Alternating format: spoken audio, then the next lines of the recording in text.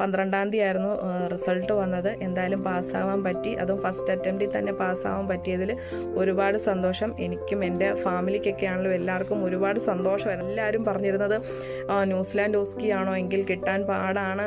എനിക്ക് വോയിസ് മോഡുലേഷനൊക്കെ നല്ല പാടുള്ള ഇതായിരുന്നു. എനിക്ക് വരത്തേ ഇല്ലായിരുന്നു. ഞാൻ ഭയങ്കര റൂഡായിട്ടാണ് സംസാരിക്കുന്നതെന്നുള്ള രീതിക്കൊക്കെ ആയിരുന്നു. ഞാൻ അങ്ങനെ ആയിരുന്നു ആദ്യമൊക്കെ വരുന്നത്. പിന്നീട് ഇതെല്ലാം മാറ്റിയെടുത്തു. എനിക്ക് വേണ്ടിയിട്ട് മാത്രമായിട്ട് സോണിയ മാമിൻ്റെ ഒരു ക്ലാസ് വെച്ചു. 10 ദിവസം മുന്നേ തന്നെ ഞാൻ അവിടെ ചെന്നായിരുന്നു. ഞാൻ ചെന്ന അന്ന് തന്നെയാണ് ഒരു സ്റ്റേഷൻ അവിടെ ചേഞ്ച് ചെയ്തത്. ഹലോ എവരിവൺ, എൻ്റെ പേര് നീതു ജോർജ്. ഞാൻ റീസെൻറ്റ് ഓസ്കി വിന്നറാണ്. എൻ്റെ ഫസ്റ്റ് അറ്റംപ്റ്റ് ആയിരുന്നു. ഞാൻ ഓസ്കിക്ക് വേണ്ടി സെലക്ട് ചെയ്തിരുന്നത് ഇവാസ് അക്കാദമിയാണ്. ആക്ച്വലി ഞാൻ ആദ്യം വേറെ അക്കാദമിയായിരുന്നു ചൂസ് ചെയ്തിരുന്നത്. പിന്നെ എൻ്റെ ഫ്രണ്ട് വഴിയാണ് ഞാൻ ഇവാസ് അക്കാദമിയെ പറ്റി അറിയുന്നത്. അങ്ങനെ സോണി മാമിനെ ഞാൻ ഡയറക്റ്റ് കോൺടാക്റ്റ് ചെയ്തു. എല്ലാ കാര്യങ്ങളും സംസാരിക്കുന്നു. ഇപ്പം വേറൊരു അക്കാദമി ഫസ്റ്റ് ചൂസ് ചെയ്തിരുന്നുണ്ട്. അതിനനുസരിച്ചുള്ള ഓഫ്ലൈൻ അറ്റൻഡ് ചെയ്യാൻ വേണ്ടി നേരത്തെ തന്നെ ടിക്കറ്റ് എടുത്തിരുന്നു. ആ കാര്യമെല്ലാം ഞാൻ സോണി മാമിനോട് പറഞ്ഞു. കാരണം ഇവാസിൽ ഓഫ്ലൈൻ ന്യൂസിലാൻഡിൽ അവൈലബിൾ അല്ല, നാട്ടിൽ മാത്രമാണുള്ളത്. അപ്പം ഞാൻ ഒരാഴ്ച വെറുതെ പോയി ന്യൂസിലാൻഡിൽ ഇരിക്കേണ്ട ഒരു സാഹചര്യം ഉണ്ടായിരുന്നു. അങ്ങനെ വന്നതുകൊണ്ട് തന്നെ ഞാൻ ആ ഒരു കാര്യം സോണി മാമിൻ്റെ അടുത്ത് പറഞ്ഞു. അപ്പോൾ സോണി മാം പറഞ്ഞത് അങ്ങനെ പോയി അറ്റൻഡ് ചെയ്തിട്ടും പാസ്സാവുന്നവരുണ്ട്, പക്ഷേ ഓരോരുത്തർക്കും ഓരോരോ കഴിവാണുള്ളത്. അപ്പോൾ അതിനനുസരിച്ച് നീതുന് എങ്ങനെയാണോ കംഫർട്ടബിൾ ആണെങ്കിൽ ഇവാസ് ചൂസ് ചെയ്യാമെന്ന് പറഞ്ഞു. എല്ലാ കാര്യങ്ങളും എൻ്റെ അടുത്ത് പറഞ്ഞു. അപ്പോൾ എനിക്ക് ഇവാസ് അപ്പം ചൂസ് ചെയ്യണം തോന്നി. അങ്ങനെ ചൂസ് ചെയ്തു. ഓൺലൈൻ ക്ലാസ്സൊക്കെ അറ്റൻഡ് ചെയ്തു. സോണി മാമ നല്ല രീതിയിൽ തന്നെ എല്ലാ കാര്യങ്ങളും എടുത്തു വന്നു. അപ്ഡേഷനൊക്കെ ഉണ്ടെങ്കിൽ എല്ലാ ക്ലാസ്സിലും അത് റിപ്പീറ്റ് ചെയ്തുകൊണ്ടിരുന്നു. അത് നല്ലൊരു ഹെൽപ്ഫുള്ളായിരുന്നു. അത് കഴിഞ്ഞ് ഓഫ്ലൈൻ 10 ദിവസം ക്ലാസ്സായിരുന്നു എടുത്തിരുന്നത്. ഓഫ്ലൈൻ സ്റ്റാർട്ട് ചെയ്തു. ആദ്യമൊക്കെ ഒരാളുടെ ഫ്രണ്ടിൽ ചെയ്യാൻ വേണ്ടിയൊക്കെ ഭയങ്കര പേടിയും മടിയൊക്കെ ആയിരുന്നു. പക്ഷെ അത് ചെയ്തു വന്ന് തുടങ്ങിയപ്പോൾ തന്നെ അതെല്ലാം മാറി. കാരണം ട്യൂട്ടേഴ്സ് എല്ലാം നല്ല ഫ്രണ്ട്ലിയാണ്.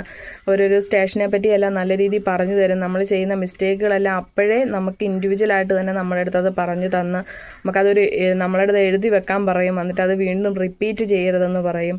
അങ്ങനെ തന്നെ നമ്മൾ എല്ലാ ദിവസവും ഈ 10 സ്റ്റേഷൻ തന്നെ ചെയ്യുമ്പോൾ നമ്മൾ എന്ത് മിസ്റ്റേക്ക് വരുത്തും അപ്പം തന്നെ അതെല്ലാം എഴുതി വെച്ച് പിന്നീട് അത് ഒരിക്കലും ചെയ്യാത്ത രീതിയിൽ നമ്മളെ കൊണ്ട് അത് ട്രെയിൻ ചെയ്ത് എടുപ്പിക്കും.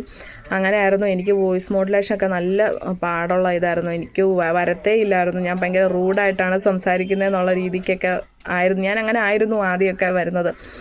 പിന്നീട് ഇതെല്ലാം മാറ്റിയെടുത്തു. അങ്ങനെ ഇവിടുത്തെ 10 ദിവസം കഴിഞ്ഞപ്പോഴത്തേനും തന്നെ നല്ല രീതിയിൽ പെർഫോം ചെയ്യാനായിട്ട് സാധിച്ചു. പിന്നെ നേരെ അവിടെ ചെന്നു. 10 ദിവസം മുന്നേ തന്നെ ഞാൻ അവിടെ ചെന്നായിരുന്നു. ഞാൻ ചെന്ന അന്ന് തന്നെയാണ് ഒരു സ്റ്റേഷൻ അവിടെ ചേഞ്ച് ചെയ്തത്. പിന്നെ അതെന്ത് ചെയ്യുമെന്നൊന്നും ഒരു ഐഡിയ ഇല്ലാതെ നിൽക്കുമ്പോൾ അന്ന് തന്നെ സോണി മാമി ഒരു ഓൺലൈൻ ക്ലാസ് അറേഞ്ച് ചെയ്തു. അപ്പോൾ അതിനെപ്പറ്റി ഒരു ഓവറോൾ ഐഡിയ കിട്ടി. പിന്നെ കൂടെയുള്ളവരുടെ കൂടെ നിന്നിട്ടാണെങ്കിലും അതെല്ലാം പ്രാക്ടീസ് ചെയ്തു. എല്ലാ സ്റ്റേഷനും എല്ലാ ദിവസവും തന്നെ ഇരുന്നിട്ടാണെങ്കിലും പ്രാക്ടീസ് ചെയ്യുമായിരുന്നു. പിന്നെ ഒരു എക്സാമിന് 4 ദിവസം മുന്നേ അനറ്റ് മാം ഒരു ഓൺലൈൻ ക്ലാസ് വെച്ചു. അതിനകത്ത് 10 സ്റ്റേഷനും ചെയ്യിച്ചു. അതിനകത്ത് എന്തെങ്കിലും മിസ്റ്റേക്ക് വന്നതെല്ലാം പറഞ്ഞു തന്നു. അത് തിരുത്തണമെന്ന് പറഞ്ഞു. വീണ്ടും അതെല്ലാം തന്നെ ഇരുന്ന് പ്രാക്ടീസ് ചെയ്തു.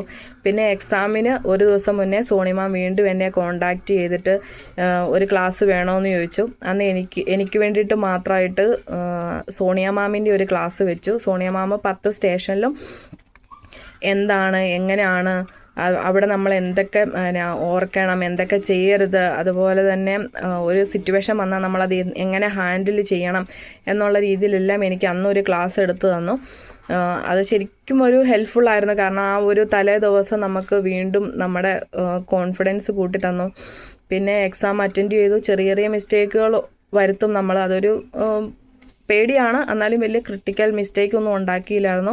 12-ാം തീയതി ആയിരുന്നു റിസൾട്ട് വന്നത്. എന്തായാലും പാസ്സാവാൻ പറ്റി. അതും ഫസ്റ്റ് അറ്റംപ്റ്റിൽ തന്നെ പാസ്സാവാൻ പറ്റിയതിൽ ഒരുപാട് സന്തോഷം. എനിക്കും എൻ്റെ ഫാമിലിക്കൊക്കെ ആണെങ്കിലും എല്ലാവർക്കും ഒരുപാട് സന്തോഷമായിരുന്നു. കാരണം എല്ലാവരും പറഞ്ഞിരുന്നത് ന്യൂസിലാൻഡ് ഓസ്കി ആണോ എങ്കിൽ കിട്ടാൻ പാടാണ് എന്നാണ് എല്ലാവരും നമ്മൾ ആരുടെ അടുത്തൊക്കെ നമ്മൾ ഇതിനു വേണ്ടി പ്രിപ്പയർ ചെയ്യുവാണെന്ന് പറഞ്ഞപ്പോഴും എല്ലാവരും പറഞ്ഞത് ഓസ്കി ന്യൂസിലാൻഡ് അല്ലേ, കിട്ടാൻ പാടാണ് എന്നാണ് പറഞ്ഞത്.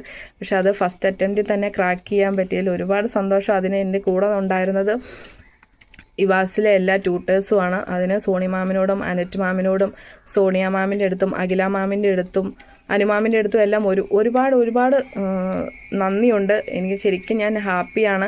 ഇപ്പം ഇവാസ് ചൂസ് ചെയ്തതിൽ ഞാൻ ഒരുപാട് ഹാപ്പിയാണ്. ഞാൻ റിഗ്രറ്റ് ചെയ്യുന്നില്ല. ഞാൻ ഒരുപാട് ഹാപ്പിയാണ്. 10 ദിവസമാണല്ലോ ഓൺലൈനിലാണേലും ട്യൂട്ടേഴ്സ് എല്ലാം നല്ല രീതിയിൽ ഞങ്ങളെ ഹെൽപ്പ് ചെയ്തു. ഞങ്ങളുടെ കോൺഫിഡൻസ് ബൂസ്റ്റ് ചെയ്തു. ഞങ്ങളെ ഒരു നല്ല രീതിയിൽ ബിൽഡ് ചെയ്തെടുത്തു. എങ്ങനെ ഓരോ സ്റ്റേഷനിലും നമ്മളെ ചെയ്യണം എന്നുള്ള രീതിയിൽ. ഒരിക്കലും നമ്മളെ കാണാതെ ഒന്നുമല്ല നമ്മളവിടെ പഠിപ്പിക്കുന്നത്. നമ്മൾ ചെയ്യുന്നു, അതിനകത്ത് നമ്മൾ എന്ത് മിസ്റ്റേക്ക് വരുത്തുന്നു അത് പറഞ്ഞു തന്ന് വീണ്ടും ചെയ്യുമ്പോൾ ആ മിസ്റ്റേക്ക് വരാതിരിക്കാൻ മാത്രമാണ് നമ്മളവിടെ ശ്രദ്ധിച്ചുകൊണ്ടിരിക്കുന്നത്. അതുകൊണ്ട് തന്നെയാണ് എനിക്ക് ഓസ്കി ക്രാക്ക് ചെയ്യാനും പറ്റിയത്. അതിന് എല്ലാവരോടും ഒരുപാട് നന്ദി ഞാൻ അറിയിക്കുകയാണ്.